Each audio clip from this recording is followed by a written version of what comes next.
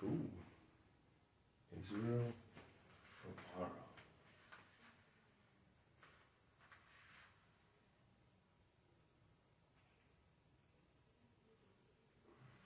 Shalom. I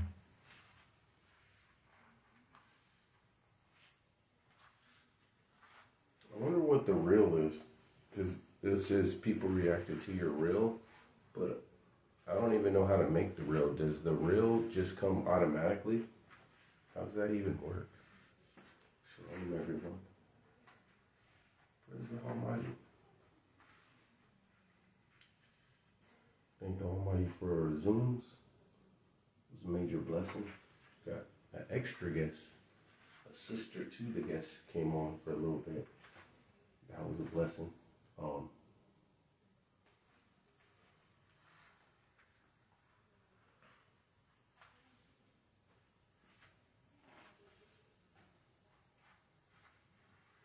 Got a new page, a new picture, thumbnail. So definitely thank the Almighty. Can't wait. So I go back to the Bay. Looking forward to that. Hopefully he said in 2 months, so that was 2 weeks ago, so 6 more weeks. Hopefully I can go down, go back, start making progress, start getting some stuff done. It's gonna be real nice. Definitely happened. It's gonna happen after stuff start taking off, so I'm not gonna get more bang for my buck. Our investments are looking pretty nice right now, looking really juicy. But still make those progress, still plant those seeds. Shalom, everyone. Still keep going. But I thank the Almighty even for that. We're going to talk about that in a little bit. Shalom, everyone. Good morning. Good morning. Good morning, everyone. Definitely, it's going to be a short service. I do have news. This time I made sure this service will be short, sweet, and then we could get into the news. And thank the Almighty for this week. We got a little hot. We got to 116 sometime this week, but today's a cooler day. It's going to be like 109, 108. So even though that's still hot, but man, and then it's windy too. So it'll be like it's like walking outside with a blow dryer. Like a hot 116, 115 wind. Just that wind does not cool you down. It makes it worse. It's like, I don't know how to explain. It's a different read. It's a different type of hot. A blow dryer hot. So, definitely thank the Almighty. Thank the Almighty for work. And we're going to press.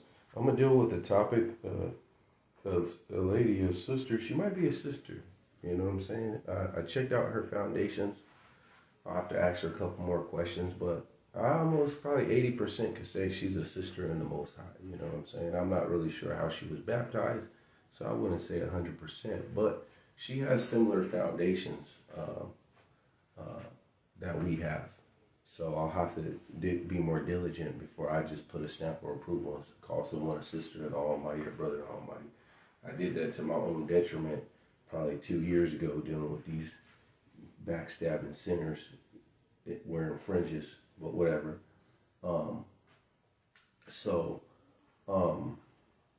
Definitely, she brought some questions, so I'm gonna deal with it.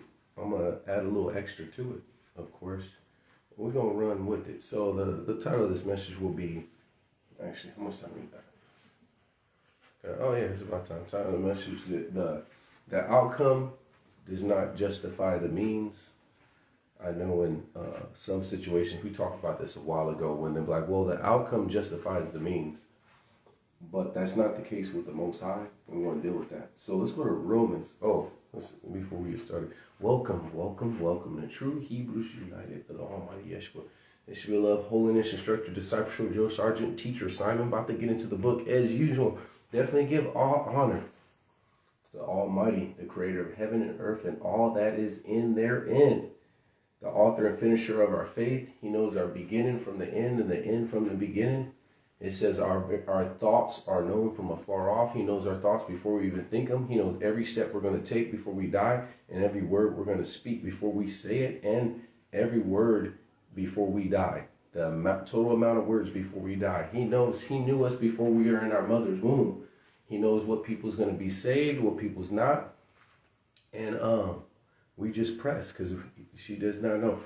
Shalom, Amber. Appreciate you getting on. I know you're like 3 hours ahead of us on the Zoom call. So just pressing through, making those attempts to be on there before you pass out on us. But hey, you press through. 3 hours ahead, it'd be like 11, 12 at nighttime, your time, probably like 1 o'clock. Because if we get off at 10:30, well, it's like 1 o'clock your time, and you still pressing. I appreciate you pressing, trying to make a presence. So definitely thank the Almighty for everything. Our immune system, our heart rate, had another person, I think I told you last week, their grandma died. Our family's not guaranteed. Our friends are not. Our job is not. And so we thank the Almighty every week that we had a peaceful week. And because there will come some weeks where it's full of turmoil and chaos. And so we thank the Almighty that this week, hopefully it was good for you guys like it was good for me. So definitely give all honor through his son, Yeshua HaMashiach, the only begotten of the Father. Definitely double honor to the apostles, the prophets, the evangelists, the teachers, the elders, the bishops, the deacons, teaching this word, trying to persuade people to repent from their sin and come to this gospel before it's too late. All the brothers and sisters keep the Almighty's commandments, statutes, judgments, precepts, and ways, really holding the standard, being the light of the world, being the salt of the earth, and not compromising, not dropping standards. We'll deal with this in a little bit. And really showing an example that people see that there are people holding a standard. A lot of people hold up this Bible. A lot of people say they believe. A lot of people say that they're saved or feel child of God and see the Abraham and whatever they want to give them. But not a lot of people are obeying. Not a lot of people are living righteous. And not a lot of people have righteous judgment. Righteous judgment. So, with all that said being done, let's let the fingers do the walking and the scriptures do the talking. Praise the Almighty. Romans chapter 3, verse 3. So this lady visitor we have, she was telling a story how this woman really wanted to get married. She was lonely, probably in her 30s, probably in her 40s, probably hit the wall and whatnot. And I get it. You're serving the Almighty. You're living righteous, and you want to have kids or start a family or whatever, right? I get it. There's nothing wrong with that. But they start compromising. So she start dating unbeliever. Don't share the same faith. And then here's where the deception comes in, because you'll say, well, they're not a unbeliever. They're just a Catholic, or they're just a Baptist, or they're just a this. This is where the deception comes in. Because, these congregations still celebrating Christmas, still have graven images, have crosses and doves and braven hands. So they're technically not a non-believer. They're just not in the same. Are they in truth or not? Can you be saved being not idolatry or not? No. Okay, well then all these Christmas celebrating congregations are not going to make it. Can you be saved celebrating Thanksgiving or Easter egg bunnies and lying? Can you be saved? No, okay then they're an unbeliever. Because the Pharisees have kept the law too, but what were they considered? Non-believers, right?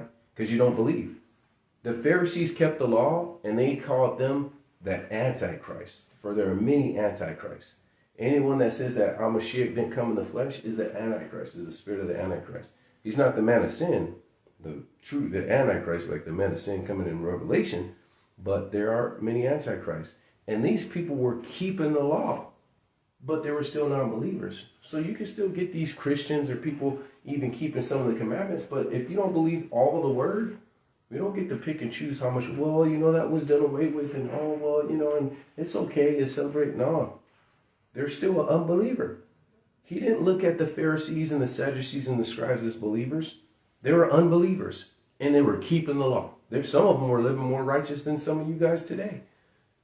So, not all Pharisees and whatnot, because we know Saul, and we know the one Nicodemus. There's people actually holding a standard back then. So, Romans, so the situation, so she wants to marry some unbeliever, you know what I'm saying? And there's a split because she's trying to invite them to come to the marriage and whatnot and stuff like that. And you say, well, this may be God's plan and I could win him and this. And I've heard this plenty of times. Mainly guys do it. I could win her to the Most High. And even though she's a sinner, I've seen it done even at my old church. This and this, even though she's not fully believed, but through this and we do Bible studies and she could fully commit to Christ. No, you can't do that. The Bible says not to do that. So let's go right here. Romans chapter 3. And I'm not going to deal with that aspect. I'm just dealing with that scenario, how the deception comes in. You deceive your own self. Romans chapter 3, verse 3. For what if some did not believe? Shall their unbelief make the faith of the Almighty without effect? God forbid. Yea, let God be true and every man a liar, that thou might be justified in the saying, that thou might come with our judge. And that's why I say, let the Almighty be true and every man a liar. When some people are living in sin and saying they're saved, for the Almighty to save you or the Almighty to hear your prayers, then the Bible will have to be wrong. But it says, let God be true and every man a liar. No, sir, no, ma'am, you are a liar. There's no way the Almighty's hearing your prayers when you're in sin. It's not going to happen. Let God be true and every man a liar. So, it says, but if our unrighteousness commend the righteousness of God, what shall we say? Is God unrighteous who taketh vengeance? I speak as a man. God forbid. Then how shall we judge the world?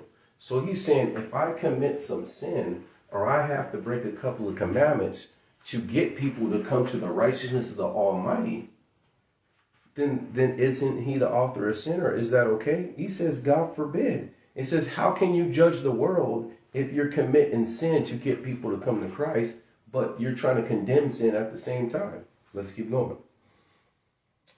Verse 7, for if the truth of God have more abounded through my lie unto his glory, why am I yet also judged a sinner? So if I have to lie to people to get people to come to Mashiach, and they actually get baptized, they actually get filled with the Spirit. So it says, but you're still going to be judged a sinner because you had to break the commandments to do that. So the outcome does not justify the means. So it's saying, if the truth of the Almighty abounded more through me lying, through my lie, and people give him glory, like when they say, oh, look how one of the most days that are attended for service every year is a Christmas or Easter. That's the day where church service has the highest amount of people nationwide. But they have to lie to do it. You're still judged a sinner. Let's keep going. Verse 8, and not rather as we slanderously report it, and some affirm that we say, people are accusing us that we say this, let us do evil that good may come. He says, whose damnation is just? You're still going to be damned. So when, I'm using an example, I got more examples. So when you say, well, even though she's a sinner, if I date her, because I get it, you get lonely. We're going to deal with this entitlement in a little bit. You get lonely, you want a spouse, you want to get married, you want a family, whatever. So you go the sinner route because there's not enough people living holy. And I understand that. There's few men and women that really want to hold a standard, live holy. So your options, I was telling Whitney, the option in the Old Testament to get married was far better than now, because the options, especially for a Hebrew, I could just date any Hebrew. Whether they're a daughter of Belial or not, she just had to be a Hebrew. Now, as a Hebrew, you got to date within your nationality, and they need to be saved. They need to be baptized, living holy, living righteous. If you're a non-Hebrew, you're still limited, because you can only date people that's living holy, living righteous. So you're still limited too. You can date any nationality you want, though. If you're a Gentile, you know what I'm saying? You can date whoever you want. The Hebrews got an extra filter on that. But I get it. You're lonely. Oh, and so you go the sinner route, and you're like, oh, I could bring her. See, now she's coming to church and this and this. It says no. It says, shall your unbelief, if the truth of God abounded more than my lie unto his glory. So if I had to disobey the commandments of the Most High to get someone to come to the Most High, it says, I am still judged a sinner. The outcome does not justify the means. And what if the outcome does not even lead to a person coming to the Most High? What if that outcome doesn't even equate to that? Then what? You just sin for the sake of sinning, for the prospect of bringing someone to the Most High. So, let's keep going. We're going to see a pattern. It says, I am the Almighty, I change not. Therefore, you sons of Jacob are not destroyed. Go ahead and give me Deuteronomy 23.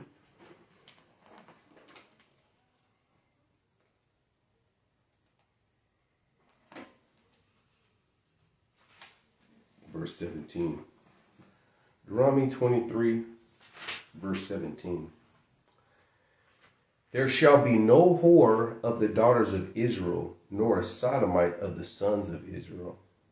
Thou shalt not bring the hire of a whore or the price of a dog into the house of the Lord thy God for any vow, for even both these are an abomination unto the Lord thy Yah. So you can't be committing whoredoms or selling drugs and thinking because you're going to pay tithes with what you feel the Almighty blessed you with, that the Almighty's going to accept that. No, you're a prostitute. Don't tithe. Don't put a vow. Don't put that in the treasury box. No, I don't want that. No. Oh, you sell drugs and you want to bring your drug money to the house of the Almighty? No, you keep that. You keep that. The Almighty doesn't accept that. Shall we do evil that good may come? Whose damnation is just? That you've made that money unjustly. I don't want that money. Don't bring that into the house. That's an abomination. I hate. That means he extremely despises and detests if you try to do that. That's wrong, right? Let's keep going. 1 Samuel chapter 15.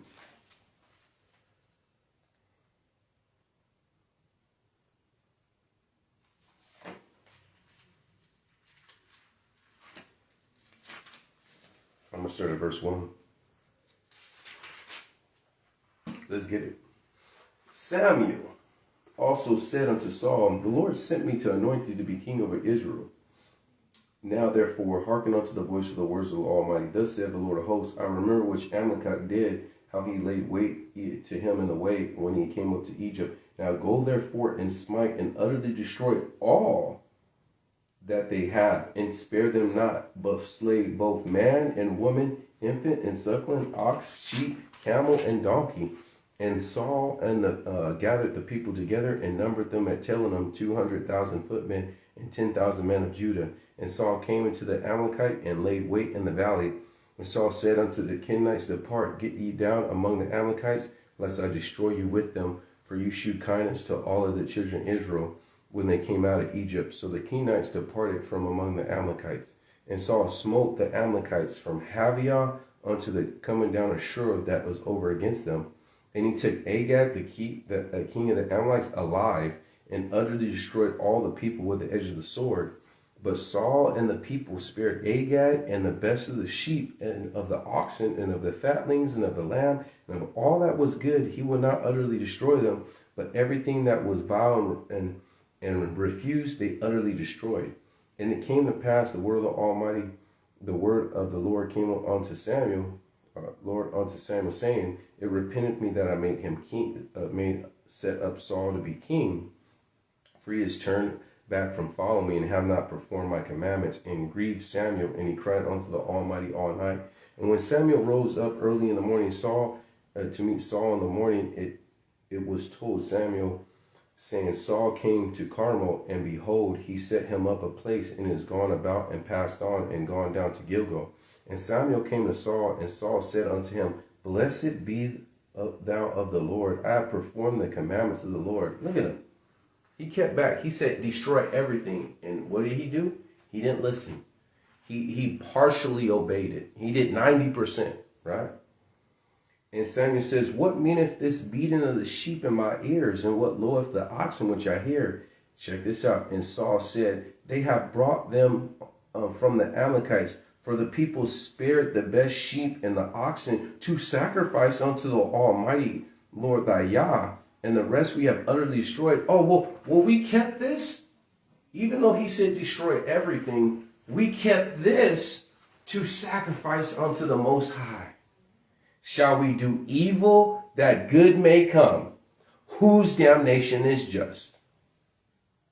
well, even though I'm kind of breaking the commandments because I really want to date this person or I really want to marry this person, and I'm breaking the commandments because it says only in the Almighty and they don't share the same faith, I'm going to do it. Because look at the good that could come out of this. He said to destroy everything, and they kept back the best part to sacrifice to the Almighty, which in some ways you could say that's pretty honorable. You want to make a sacrifice to the Almighty, but you had to sin to do something for the Most High. Let's keep going. And Samuel said, stay, and I will tell thee what the Lord hath said unto me this night. And he said, say on. Said unto him, say on. And Samuel said, when thou was a little in thy house, was thou not made head of the tribes of Israel? And the Lord anointed thee king over Israel. And the Lord sent thee to journey and said, go and utterly destroy the sinners, the Amalekites, and fight against them till they be consumed. Wherefore did thou not obey the voice of the Lord, but did fly upon the spoil, and did evil in the sight of the Lord? And Samuel said, and Saul said unto Samuel, yeah, I have obeyed the voice of the Lord. I have gone the way which the Almighty sent me, and brought back Agag the king, and have utterly destroyed the Amalekites. But the people of the spoil the sheep and the oxen and chief things which shall have been utterly destroyed, to sacrifice unto the Lord thy God in Gilgal. Well, we just disobeyed the Almighty a little bit, but we did it so we could sacrifice to the Most High, though. So they didn't even conceive where their error is. He doubled down on it. It's like, no, I did obey this stuff. Even though he said destroy everything, I just overrode what he said. I kept the best so I could sacrifice unto the Lord. Right? Let's keep going. And Samuel says, have the Lord have great delight in burnt offerings and sacrifice, and obeying the voice of the Lord? Behold, to obey is better than sacrifice, and to hearken than the fat of rams. So we were talking even last night, when you see the scripture says, be not together unequally yoked with unbelievers, for what fellowship righteous with unrighteous, what communion light with darkness, right? So we know this. And then another scripture says, only in the Almighty. You only can date people in the Almighty. So for you, I can't even fathom dating someone that's not serve the Almighty, because let's say if it takes 6 months before you decide to get married to see if you're compatible, right? Let's say that.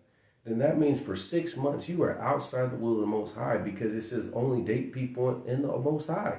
Don't be unequally yoked with these people. So why would you just continue to just date someone knowing you're outside the will of God just by you dating? You're in sin.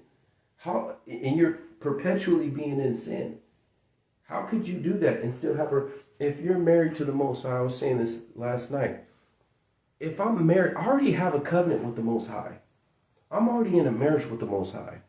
And so for me to pursue this sinner marriage, I have to sin against the Most High and destroy my marriage with the Most High and ruin my relationship with the Most High just to pursue this marriage that's only 60, 80 years. When I'm supposed to be building my marriage and have eternal life and everlasting peace with the Most High, with my true marriage. So I'm going to destroy this marriage to pursue this marriage. I don't understand why men and women do that. Why would you destroy the marriage with the Most High to pursue some random marriage with a person? Because if I slip up and I mess up out of impulse, like Moses messed up, and let's say I slipped up and I cussed, you know what I'm saying? Let's just say this is a hypothetical.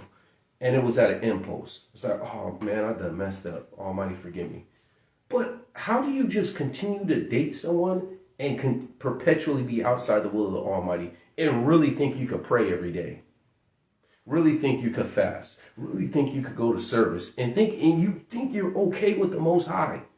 Like, you don't, where is the conviction? It says that in the latter days, many shall depart from the faith, giving heed to seducing spirits and doctrine of the devil. It says having their conscience seared with a hot iron. At what point does conviction in the Almighty, it starts convicting your heart, or even your own conscience, says this ain't right? Know why I want to put something in a woman's drink to try to have sex and do a date rape drug? I probably shouldn't say it, because it's not right.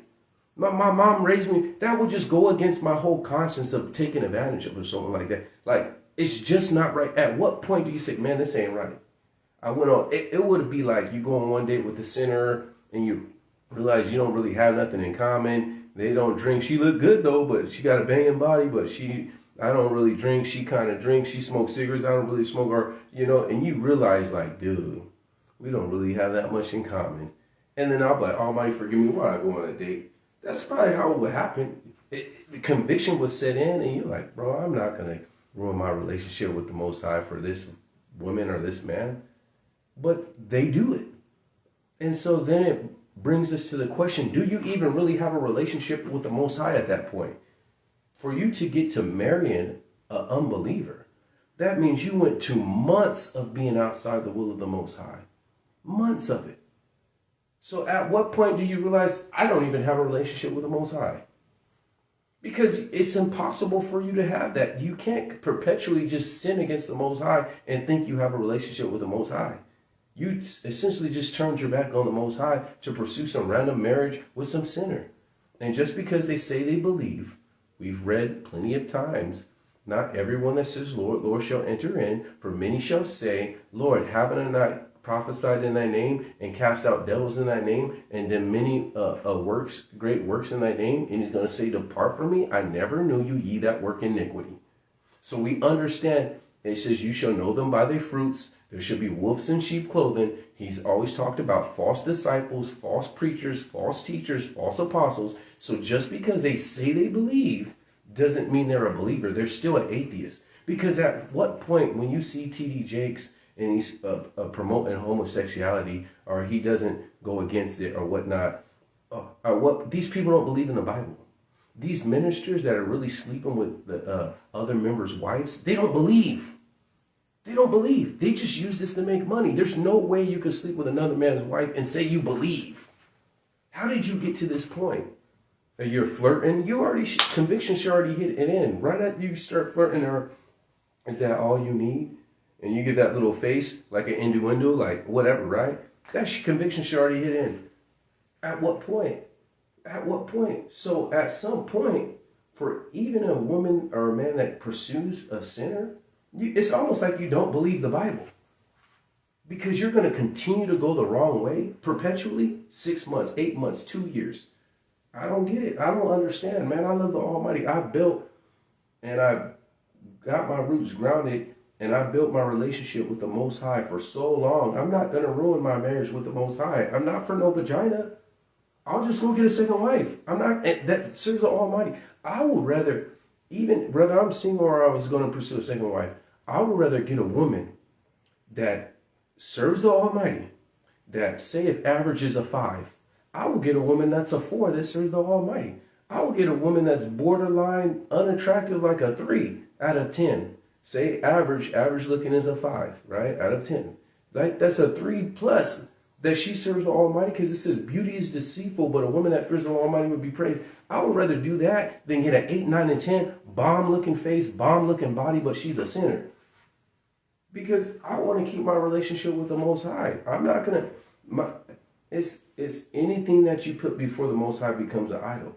It says, if you love mother, family, son, daughter more than me, you're not worthy of me. And at some point, for you to date an unbeliever, then that means you put that unbeliever before the Most High, because I'm going to ruin my relationship with the Most High just to pursue a relationship with some random person. That 50% of marriages in America fail the first 3 years.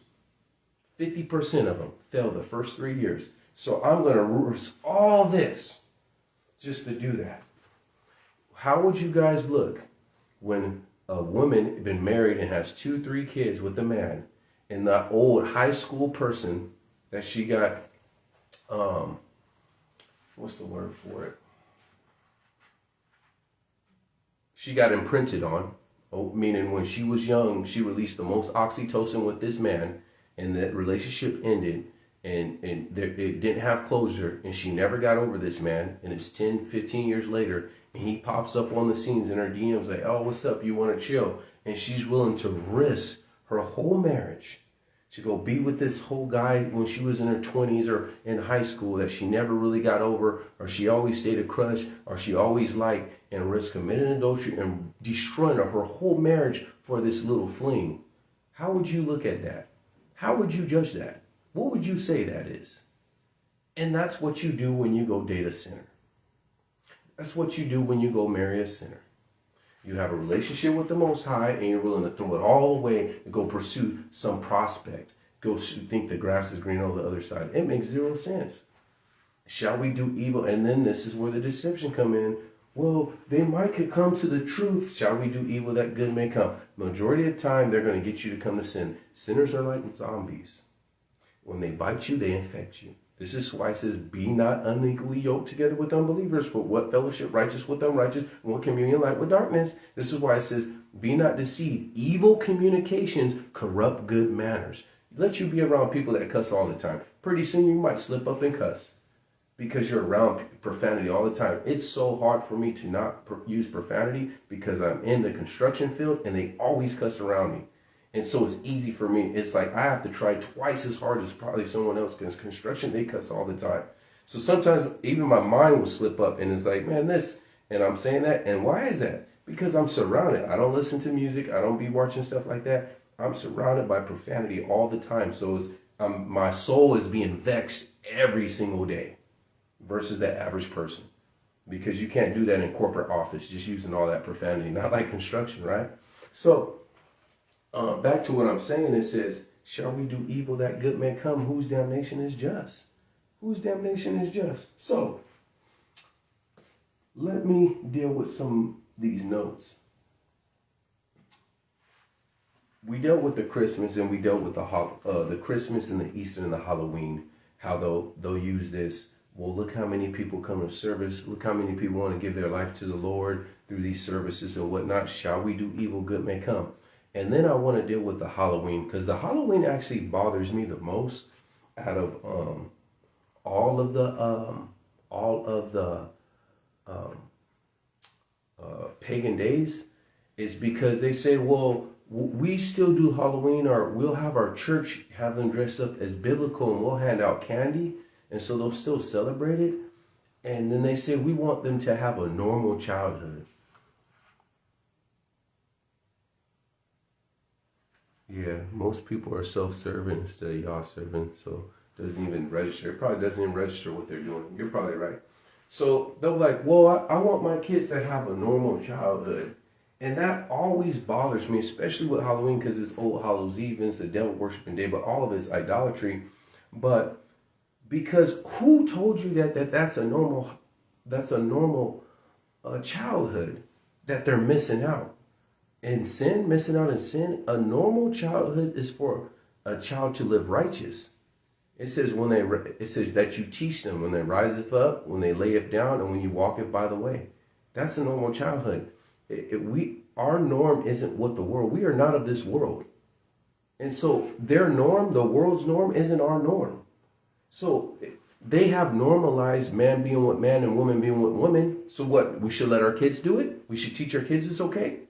They have normalized having sex before marriage. So what? That's the normal thing. They have normalized most marriages ending in less than 3 years. So what? I'll just get married and I'll just make a 3-year plan? Because it says to death do us part. No one honors that. Their yays isn't yays. They don't keep their word. We were dealing with that yesterday. So there's a lot of things that's normalized that's not right. So just because, I don't want my kids missing out. They're not missing out on nothing. I am not missing out on sin. Yeah, there's a lot of vagina and a lot of alcohol and a lot of drugs and a lot of movies and a lot of music I would like to listen to that's pleasing to the flesh. But I'm not missing out on anything. Anything that's going to ruin my relationship with the Most High or stop me from being saved, I'm not missing out. I'm not missing out. Oh, you're missing out on this crack cocaine. You're missing out on this heroin. You're missing out on this trank or fentanyl. You're missing out on this fentanyl. That's how I look at it. Oh, you don't want to try this fentanyl? You're missing out. That's how stupid it sounds. I want my kids to have a normal childhood. No, a normal childhood is children living righteous.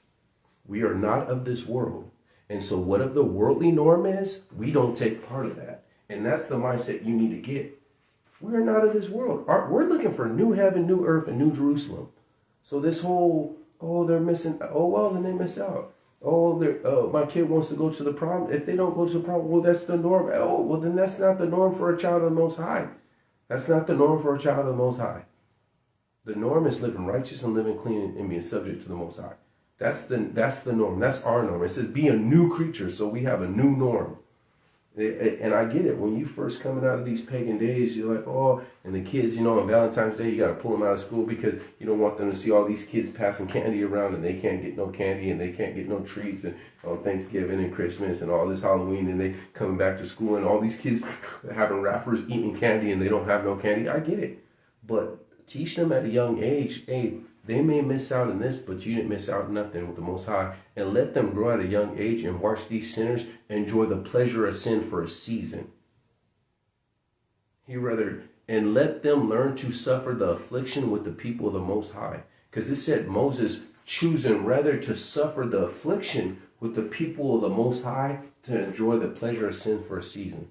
So what is the best opportunity for them to see these kids come on Halloween and all of them have candy and they don't have candy because they're suffering the affliction with the Most High.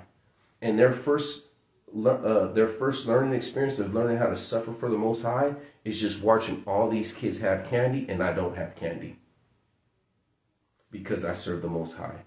And they learn that from elementary and middle school and high school that they are not of this world and learn that concept at a young age. But no, let's go ahead. Let us do evil that good may come. Let's let them have a normal. Let's compromise and let them have a normal. And this is why you fail. Because you keep trying to compromise to please the world or to appease your kids or to appease your coworker instead of just holding a standard. I'd rather them learn in elementary school that no, I don't care if you have candy. I got candy at the house. I get candy for learning scriptures. I get candy for this. Whatever. I didn't miss out on nothing. Yeah, it's going to suck that they got their Valentine's candy and they got their Halloween candy and they got their Easter egg bunny candy and they're passing out stuff and our kids don't participate that, but they'll learn it at a young age. So when they become an adult and they may not get that job, they're still standing. They may not get this, they're still standing. I am accustomed to being on the battlefields and seeing the world enjoy the pleasure of sin for a season. I am accustomed from elementary school to suffer the affliction with the people of the Most High, then enjoy the pleasure of sin for a season. I've been doing this from middle school all the way up. This is nothing. I am disciplined, standing at attention, ready to go to war and fight for the Most High.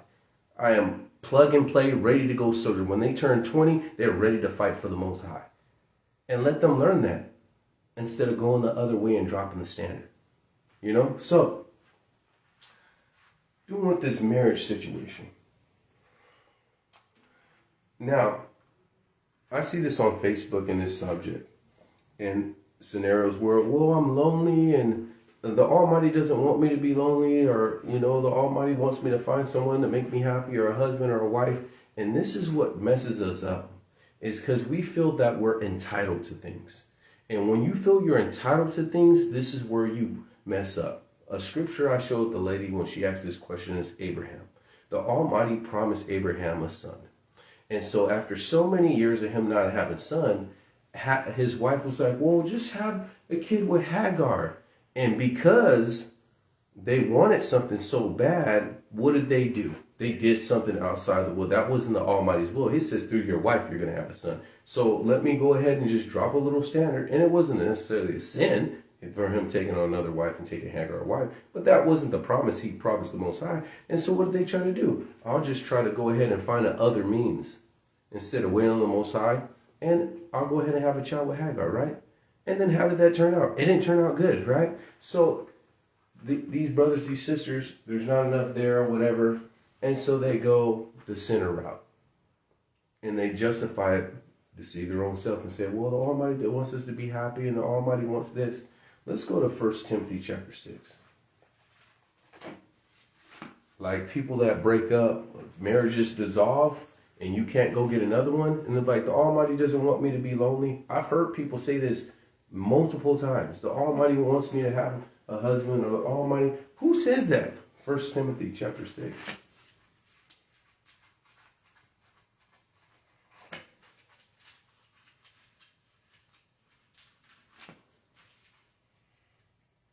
We're going to start at verse 7. For we brought nothing into this world, and it is certain that we could carry nothing out. And having food and raiment, let us be therewith content. This is in New Testament and Old Testament that we need to be content. Another scripture saying if you have a wife and the husband has two wives, and he's not providing food and raiment, and the husband doing being intimacy, like providing for the wife, then that wife could leave, right? Because you need to provide for both wives. You can't do what these people on Facebook been doing, where they stay at home and have both of their wives work. No, it says you need to be. They should be 2 stay-at-home wives. Now, well, I gotta have one to work to afford. If you need one wife to afford a second wife, then you can't afford a second wife. It's plain and simple. That's not their job. Now, if you had one wife and she has to work because you lost your job or you guys working together, that's cool. Hey, you guys got to work together. But you definitely can't get a second one if she can't stay home. And if both can't stay home, then you can't afford it. Man up, muscle up, accept defeat. You can't afford it. Don't try to pursue. If you pursue, you're outside the will of the Most High. But it says to provide food and raiment. And that's my main point, is dealing with. He only says, hey, care not for what you shall eat or what you shall drink or what you shall put on your back. Your Heavenly Father know you have need of these things. This is what he says. We get the entitlement that think when we're deserving of a car, or we're deserving of a house, or we're deserving of a husband, or we're deserving of a wife. There are going to be some people that want kids, and the Almighty's not going to allow them to have kids. Are you going to say, well, it's the Almighty's will for us, we're married for us to have kids? That's not his case. And so they break and they go and date a sinner because they feel that they're entitled to a husband and they're entitled to a wife. There's some people that he's just, no matter how much they try to and be intimate, they're just not going to have kids. So is every child entitled to have legs that work? Is every child entitled, is every person to have eyes to see or ears to hear? Aren't there not people born blind? Aren't there not kids deaf? Aren't there not kids in wheelchairs? So where does this sense of entitlement, thinking that I'm entitled to a husband and I'm entitled to a wife, come from? Why do you think that? And because you think that, this is why you guys marry people outside the will of the Most High. You marry sinners. You marry unbelievers. Because in your mind, you think you're entitled to that. But he said, with food and raiment, be there with content. Yes, I want another job. That's like me. I work hard to make money, and other men make hard to make money. But a lot of our believers are living paycheck to paycheck. Fortunately, I'm not in that predicament, but I've been in a predicament where I'm paycheck to paycheck. I've been in predicament. And what makes you think, as much as we work and try to make more money, a lot of us that are going to make it into the kingdom will be paycheck to paycheck until we retire. We will not get the 5-bedroom house. We will not get the jet skis and the boat or the yacht or the RV on the side of the house. We will not get the 2 vacations a year, two-week vacations with the year, and we go to Cancun and this and go to Singapore and all that. But we work towards it, but we don't feel we're entitled to it. And that the reason what messes a lot of women, mainly women, up is because I get it. You're getting 28, you're getting 31, you want kids, you see no prospects. A lot of this because you don't have a congregation, so you just go to any center that say they believe. But and you make these moves outside the will of the Almighty to your own destruction. To your own destruction. And then you say, you never know. What if it's the Almighty's will for me to know? And what if it's not? What if we just stick with the scripture and when it says marry only into the Almighty? What if we stick with the scripture and we says to obey is better than sacrifice? It is better for you to die lonely, if that's what you call it, because you have your brothers and sisters, to die without a husband or die without a wife or die without kids in the righteousness of the Most High, than to go outside the will of the Most High and marry a sinner and be perpetually in sin. Be perpetual. It's one thing if you were married to a sinner and you came to Christ. It says you don't put them away. You don't divorce. But you went out and now you're a perpetual sinner outside the will of the Almighty. And hell, you're going to lift up your eyes. And yeah, he honored this marriage, but you just perpetual sin. It's like you put yourself in a position to where now your relationship with the Most High will never be the same. Because you're in this marriage knowing good well you shouldn't have been marrying that person. Your marriage is never going to be. When David messed up, his relationship with the Almighty was never the same. He says the sword is never going to leave your kingdom. He said that when Solomon messed up, he says you will always have war. And you're going to lose 10 of your tribes. The relationship was never the same. And that's the thing. It's like, hey, shall we do evil that good may come, whose damnation is just? It says to obey is better than sacrifice. If we read on in that scripture and saw, it says, For rebelliousness is as the sin of witchcraft, and stubbornness is as idolatry. So you might as well, if I'm practicing witchcraft, and another person, another male, is dating a sinner, they're both practicing witchcraft. They're both practicing idolatry. They both know it's wrong.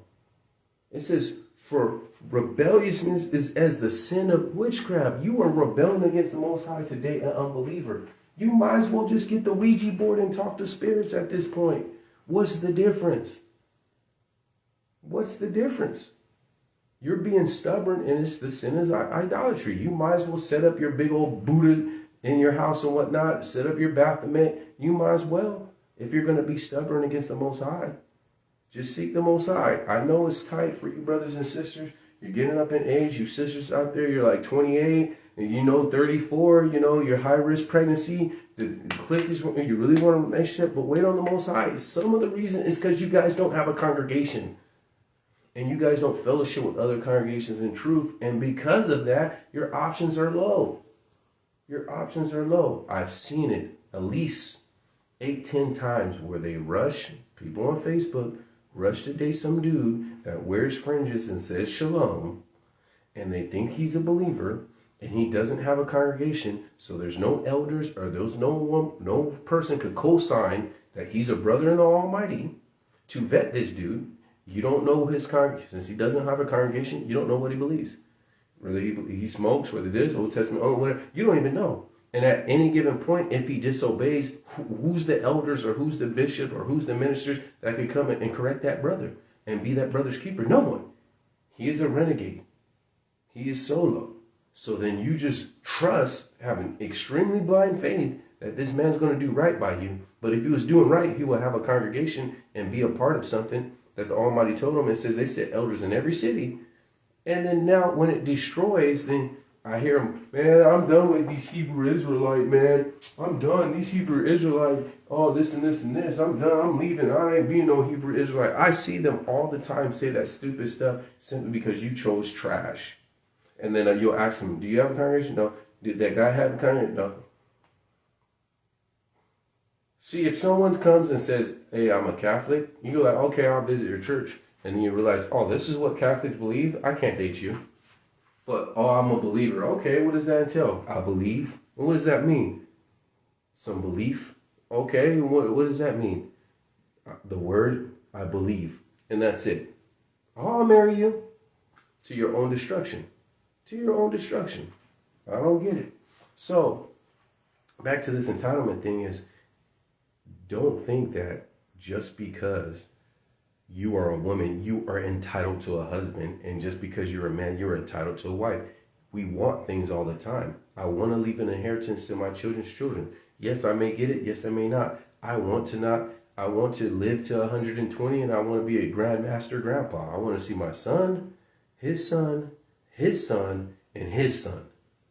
I want to be the grandmaster grandpa. And I did the math. I got to try to hit a 105, 110. So my goal is to try to get there. Whether I get there or not, I don't know. But I'm trying to be the grandmaster. Because you got the son, then you got your grandpa, then your great-grandpa, then your grandmaster grandpa. I'm trying to get the 4 generations. That's my goal all day, right? So, one more thing.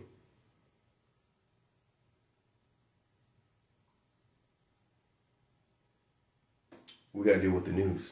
So, with all that said being done, we're going to deal with the news, but we're going to give the Almighty hand clap with this. With all that said being done, give the Almighty a hand clap for that one. Go ahead and put some hand clap emoji signs on that one. Then let's deal with the news. Let's go.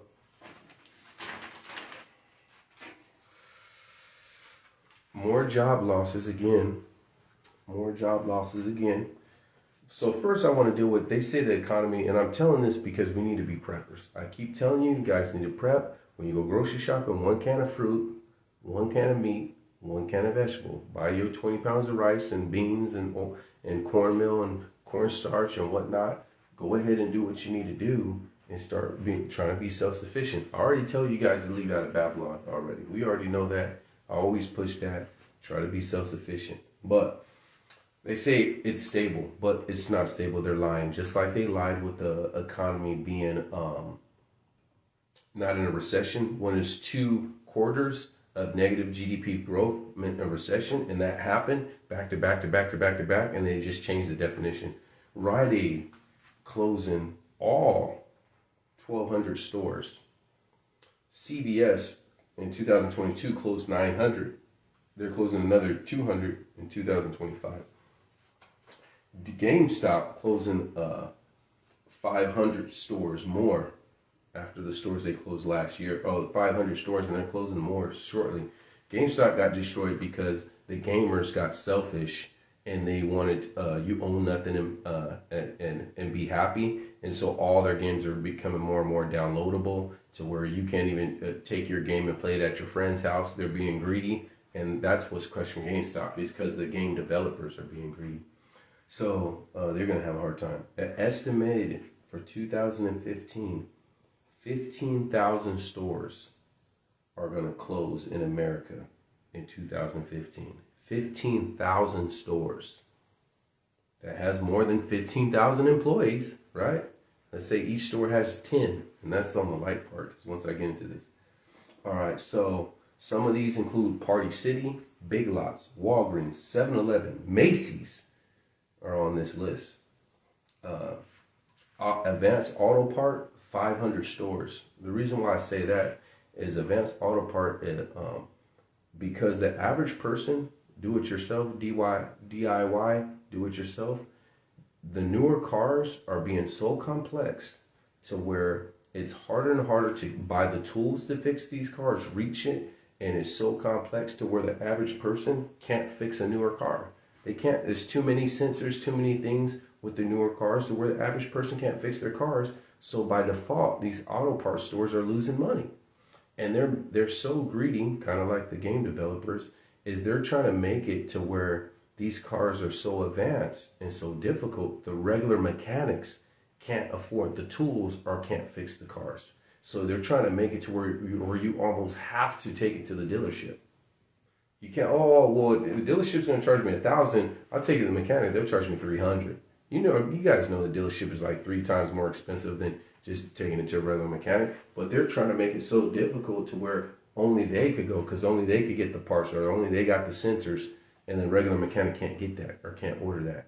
And so a lot of auto parts, not AutoZones or O'Reilly's, but they're going to be going out because the modern cars are too advanced. Borderline got to be an electrician to fix these cars. JCPenney's filed for bankruptcy, closed another one. The thing about JCPenney's and Macy's is those are usually connected to malls. So malls been dying out in California, and the malls are doing pretty good in Phoenix. I don't know about some of the other states, but if JCPenney's or Macy's are closing down, I'm pretty sure a lot of these malls and storefronts, they are destroying in-person retail. They're trying to make everything online, and they control everything. It's getting bad. It's getting out of hand. Joann's, we already know. I dealt with that. All those stores called because of private equity messed them up. At Home is a place kind of like not like an IKEA, but similar to that. Walmart and Target's competing for that. Like lamps, little couches, little stuff you buy, decoration, decor type store. They're closing down too. Torrid, plus size clothing store, usually in malls. 100 stores are closing. These are all people that employed people. Walgreens closing 500 stores. Thrifties are closing as well, more and more thrifties, because thrifties are usually in Rite Aids. And so a lot of the prescriptions are just going to be through Target or Walmart. It's like CVS makes a lot of their money through insurance. So not through what they sell in the store, but you buy a prescription and they charge the insurance for that prescription. So a lot of their money comes from that, and they're closing. Thrifties are closing. Dollar Tree bought out Family Dollar, but Family Dollar is doing bad, and it's 1,000 Family Dollars will be closing. 1,000 Family Dollar stores will be closing. And the thing about Family Dollar is a lot of rural areas, like towns with cities with low population, there'll be a Family Dollar there, because that's like the closest thing someone could come and get something. And so Family Dollar helped out a lot a lot of towns with low population. Like, you know how you, a big city, and then you see that driving on the freeway, like a small little, it's a city, but it's really like a town, whatnot, and there'll be like a Family Dollar there. Yeah, those things are closing down. So it's going to hurt a lot of people. So that means Dollar Tree's doing bad too. So let's deal with this AI real quick, and we're going to deal with some other stuff. So the economy's doing bad. Please don't quit your job. Make sure you find a job that AI can't take because it's getting tough. Or make sure you find a job that in cities that's, just, I don't know, it's hard because AI is getting too advanced too quick. So jobs you think is safe isn't even safe. So taking more jobs, I think, let's show the picture for 2025. All right.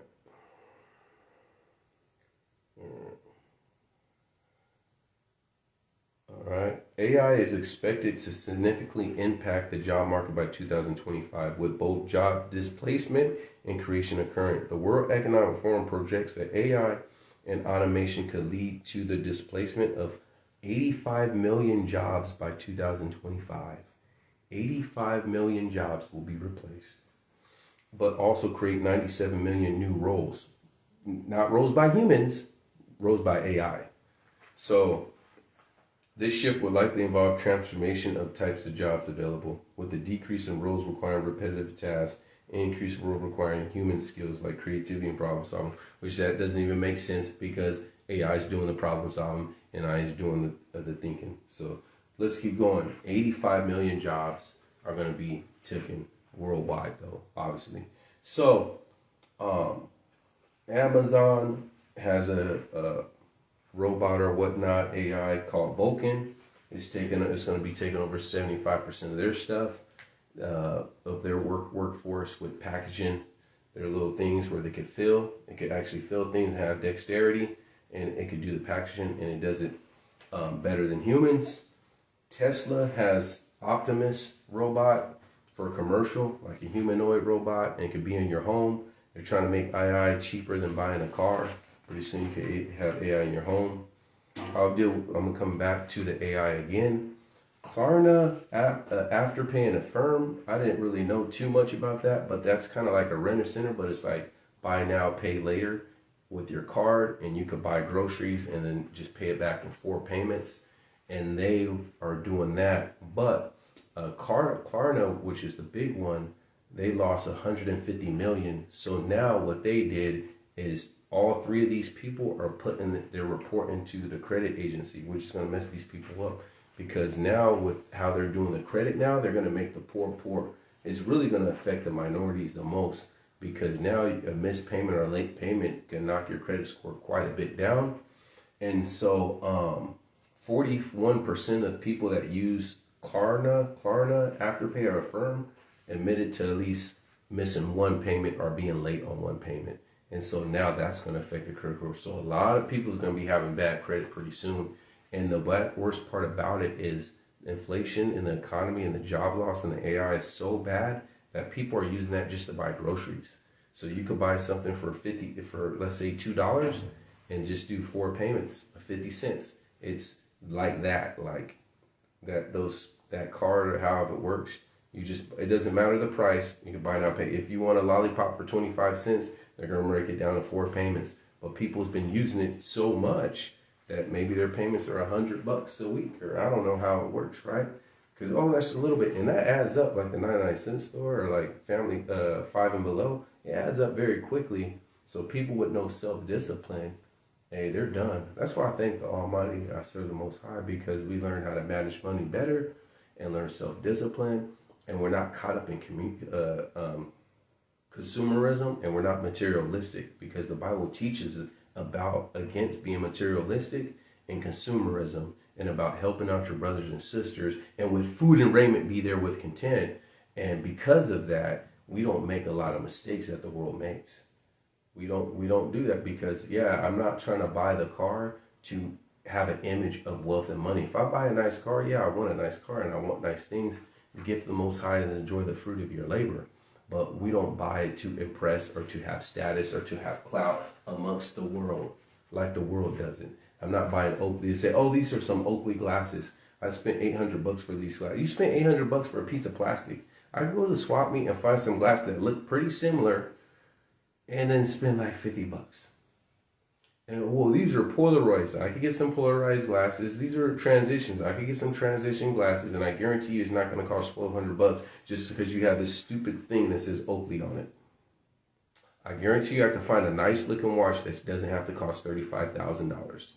Similar, it may not be the exact, but because it doesn't have Rolex or doesn't have this logo of status and wealth, and I can't bring that at the table, at the dinner table, and have people envy me or it keep me in high esteem because I have this watch, then it's whatever. For $35,000, I pretty much built one of my kids a house in Belize. Like, it's good. You could keep your watch. I'm doing real assets. I'm doing real assets. You know what I'm saying? I'm trying to do generational wealth. You're just trying to look rich. I'm trying to do generational wealth. So, anyways, be careful with that. Please pay off your debt. It says the borrower is servant to the lender, and he wants us to be free. Try to get out of debt. We know we need to have debt to build credit, which is stupid, but whatever, right? Please get out of debt. Don't get caught up with these Klarna, Aftermath, or Affirm situations. Get rid of them. Pay it off. Get rid of them as fast as possible. Your credit score, the credit card debt has increased to 1.2 trillion. Delinquencies have surged. 90-day delinquencies have surged, and it doubled since 2021. Hold on. Let's go with the pick for that one. In 2025, credit card delinquency rates have expected to continue rising, potentially driving the factors like high inflation, increase the cost of living, and rising interest rates. And we know that for sure. This economy is trash right now.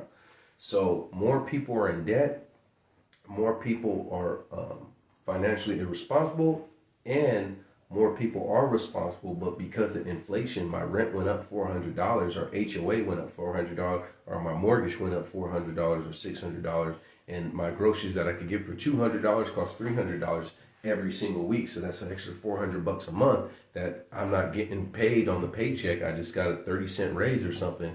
Yes, people are drowning in debt, and they happen to use a credit card. Life happens. So even the people that are financially competent are still using credit cards and run up their credit cards because they have destroyed this economy by design to get you poor, to get you on a CBDC.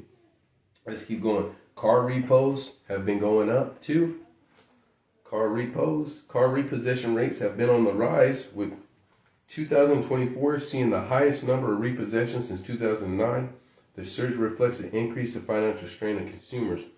1.73 million vehicles were repossessed in 2024, a 16% increase from the previous year and a 43% increase compared to 2022. So car repossessions are on the high. Please, please, please, please just stay within your range. I really want this car, and if I could do this and they could get me into this car at this price, $600, $800 a month is kind of pushing it, but I really want this car. Just get the car you could afford. $600, $500 payment. Yeah, maybe you can't afford a 2025. Maybe you could afford a 2017 with a little oxidation on it, but it's paid off. It's $10,000.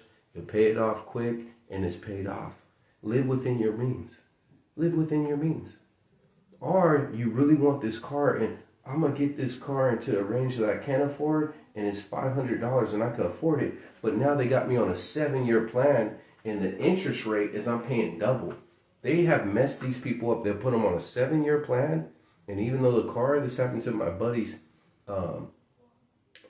son, he tried to tell him, hey, let me go with you. He bought this car.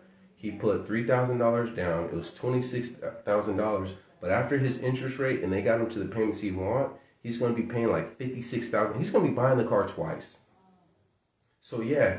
So now, in the meantime, as you're paying off this car, it breaks down. And because you're already struggling to make the monthly payment for this car, you can't afford to drop a transmission. Or you can't afford to get your Cadillac conversion. You need 2 of them, and they're $600 a pop. So what happens? You don't make the car payment. Month 1, month 2. Repo man, the boogeyman comes 2 in the morning, takes your car. It's like, stay within your means. My car has oxidation. Oh, well, I'm not trying to impress the world. I'm not trying to impress the world. I know what I got behind under the trunk. Like, pop the trunk. Like a sleeper. I'm like a sleeper. You could think whatever they want to think. You think I'm broke. You think this. You think I don't know what I'm doing. You think, I don't even tell people how much I make. I don't even tell people. They know I'm a journeyman. You figure it out. Whatever, right? Let them think whatever. I'm not trying to impress people. Because guess what? I haven't had my car get repossessed like this 1.73 million people have. And I get it. AI took your job and you can't make your parent. There's some people that did everything right, but this government messed them over. But the vast majority of people caught up in consumerism and are materialistic, and they just want to floss and act like they have a life that they don't have and take selfies and go on vacations that they can't afford and do all this stuff. The vast majority of people is because of irresponsibility.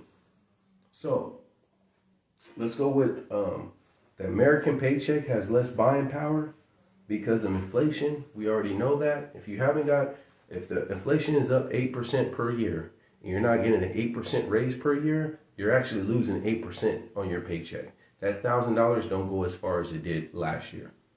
And then the next year and the next year, it goes less and less and less. It has less buying power. It gets you less amount of items every single year if you do not get a raise. That's why I thank the Almighty for the union. Because we get a raise every year. You know what I'm saying? Every year we get a nice little raise. But let's keep going. Back to the credit score, guys. If I know I say get out of Babylon. Please get out of Babylon. But if you still need to get medical, still need to do your stuff while in Babylon, if two people bought a house for $400,000, 30-year fixed, one has a 600 credit score and another one has a 700 credit score. The one with the 600 credit score, at the end of the 30 years, they're going to be paying $75,000 more for that same house. Same house, same price, same everything. But because your credit score is lower than the next person, your interest rate is higher, and that's paying $75,000 more for that house. Imagine that. Just by fixing up your credit. So, hey, get that stuff in order. Back to AI. Chinese surgical robots have done 20,000 surgeries, operations, from knee replacements, orthopedics, and joints. There's some where they could be 5,000 miles away and they could use the robot and do the surgery like a remote control. That's not AI, but that's just a robot. But you think, well, I'm a doctor. Now imagine this. You just program this robot, this AI, what to do. And then you have this doctor that does the same thing. But this doctor had to go to 12 years of school. All the man hours, all the practice on dead bodies, did all that to do the same thing that this robot does. They're taking your jobs. Oh, I'm a doctor, I'm safe. Oh, for some. Not for knee replacements. Pretty soon, almost all knee replacements are probably going to be done by robots. For now, you're safe. For now. You know, there's some stuff you can't get rid of humans. There's some situations, not all surgeries a robot's going to be able to do. Not all diagnoses and whatnot. But for now, we'll see in 10 years how many jobs get took. This is how many jobs are getting took now with the technology we have now. Let's keep going.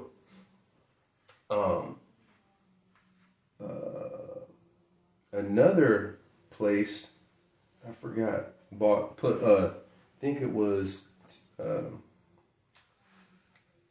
Kia put $21 billion to automate their business. $21 billion to automate it. And they bought 10,000 little robots from Boston Dynamics, and they bought some humanoid robots. So if they're putting $21 billion to automate their business, they're trying to get rid of humans altogether. $21 billion to automate everything. They want barely anybody that's a human working for them. And what happens with Tesla and whatnot, how they're trying to make personal robots, look at the dark side of it.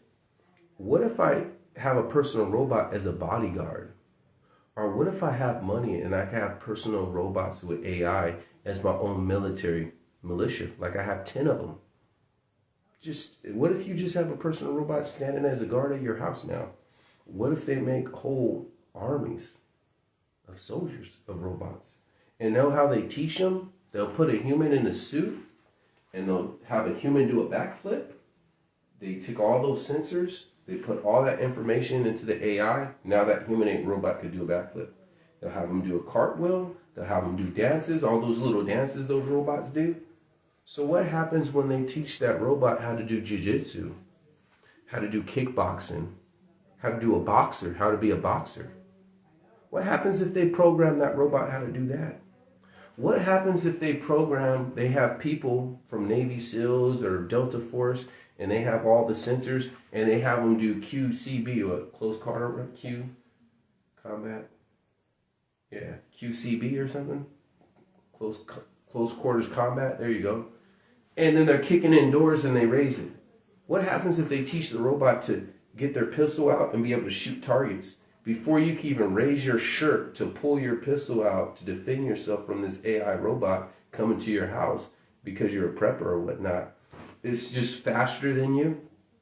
You try to hit it with the bat, it knows taekwondo, kickboxing. I'm telling you, it's going to get there. Probably before we die, we will see where they'll get out of a limo and it'll be 2 humanoid robots are the bodyguards. Watch.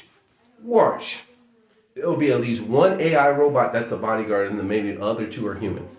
I guarantee you it's going to come to that. I guarantee you where you have a robot that's going to be the first one to break down the door on the SWAT team. So you may shoot the robot, but guess what? The robot has body armor on. Now they have robots with body armor, and it could outfight you in hand-to-hand combat, and it can outshoot you, and it has more accuracy too. So your 9mm bullet may not even take it down like a human would, like it would a human. The world we're getting into, it's going to be worse than what you see on Terminator when those small little robots, and it crushes the skull, the Terminator 1. It'll be more like Terminator 2 or 3, right? Let's keep going. So it's going down. All right. K2 is a tech company, and they bought, I forgot how many robots to pick tomatoes in their greenhouse. And there's 60,000 robots, or AI robots, in the world working on farms. Who are we going to have get the oranges off the trees now that ice came? The robots. Who are we going to have pick the tomatoes and the grapes? The robots, AI. 60,000 of them are already working on farms worldwide. So it's getting tight. Nike, Adidas, and Skechers use robots in their facilities right now. The average worker is $35,000. Let's say the average warehouse worker. But it's $60,000 when you include they have to pay taxes on that worker, workman's comp, they have to do all this stuff, so it's like double. Whenever you have your pay, it's double. What they're paying the government is double, right? When you add everything. Or I could just spend one time with this worker. I got to worry about sick days. I got to worry about HR complaints. I got to worry about lawsuits and injuries and all this stuff, right? I could just buy this robot for $8,000 or $20,000, and I don't got to. Even if I bought the robot for $35,000, that's just 1 year of this guy's income. This robot has a warranty. And the thing with these robots, they just get monthly updates. The AI gets a monthly update, or the robot gets a monthly update. So yeah, what it can't do now, in 6 months from now, when it gets this monthly updates, it could do now. Oh, my robot could do that now. Oh, I wasn't able to do that 6 years ago, but I downloaded this update. It could do it now. It could do that now. It could do that now. It's getting bad. Please find a job that AI can't take.